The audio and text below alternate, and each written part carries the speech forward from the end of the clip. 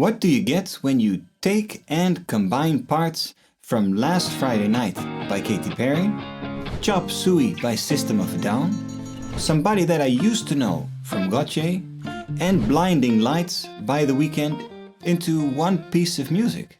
I hear you think, Hey, that's stealing. I would never. But trust me, it isn't, and the word stealing sounds way too harsh. One day I was reading the Songwriter's Workshop Harmony book by Jimmy Catullus, which, by the way, is a great book. I had barely started and already something caught my interest. To summarize what he says, a great way to start a song is to use a chord groove, which is the rhythm or the strumming part, from one song and combine it with the chords from a different one. So that got me thinking. If you can take the chord groove and the chords from two different songs, can you do the same with the melody notes and the rhythm of the melody? As a cherry on top, what if you take these elements from songs that are completely different in style? I was preparing a session for my Today, Tomorrow, Everyday Creative program, which musicians and music writers can sign up for. And I chose these 4 songs as a test without thinking about it too much. I took the chord groove from Last Friday Night, the chords from Chop Suey, the melody's rhythm from Somebody That I Used to Know, and the melody notes from Blinding Lights. Which, funny enough, as you'll find out later, was quite a lucky choice. I started by transcribing the chord progression of Katy Perry's Last Friday Night.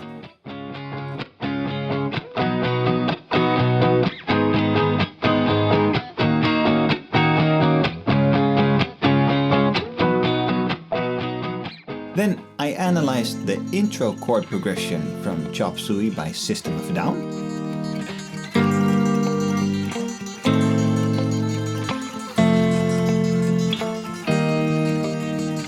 Now with these 2 songs, I already have my chord progression part finished. Have a listen.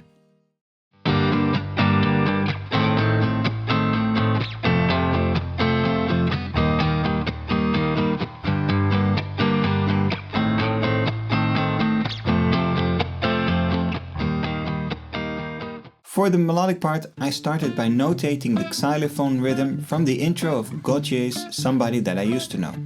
It's super recognizable and easy to play.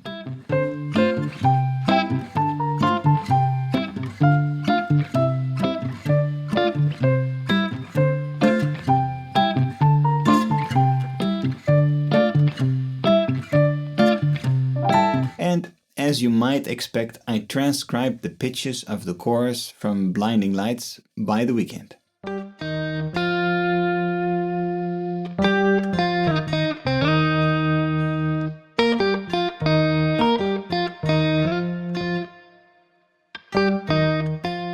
Okay, that's interesting, but you're only analyzing the easy stuff from these songs. Well, maybe, but I'll tell you why you want to use the easier stuff later.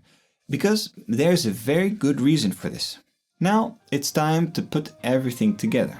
When I place it all together, unedited, it sounds like this.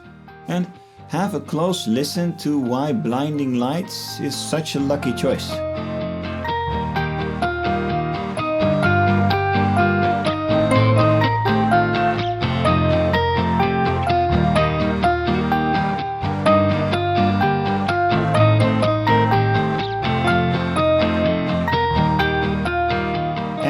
What do you think? I think it doesn't sound bad at all. And yes, I know it's not the next mega hit yet, but of course my choice of songs was quite extreme. So it makes sense that it needs some extra adjusting. Often things are not going to fit right away. So why was the melody from Blinding Lights such a lucky choice? Well, that's because it is in the same key as my chord progression. It has the same amount of flats. And also from the get-go it sounded quite okay. So what about only taking out and using the easy stuff? In this case I was lucky because the chord progression and the melody, they seem to fit together straight away. But what if they don't? Then you need to start adjusting things. And it's easier to adjust things when the material is easy to understand and to handle. This way you can change it in any shape or form you like. Here are a few ideas. You can change note durations. You can add tone repetitions. You can repeat rhythmic patterns.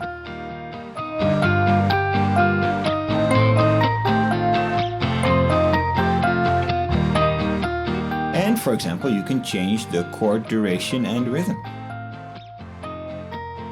I've been teaching anything music online for many years now. So if you want to do more with your music, finish your compositions and grow as a musician, hop over to learningmusicskills.com and book a session. Because since this week I've opened up new time slots in my teaching schedule. If you like these kinds of creativity hacks and find them inspiring, then sign up for my upcoming Today, Tomorrow, Everyday Creative program. Here I will guide you in your creative journey and ultimately help you grow. Stay inspired, stay creative, and for now, see you next time.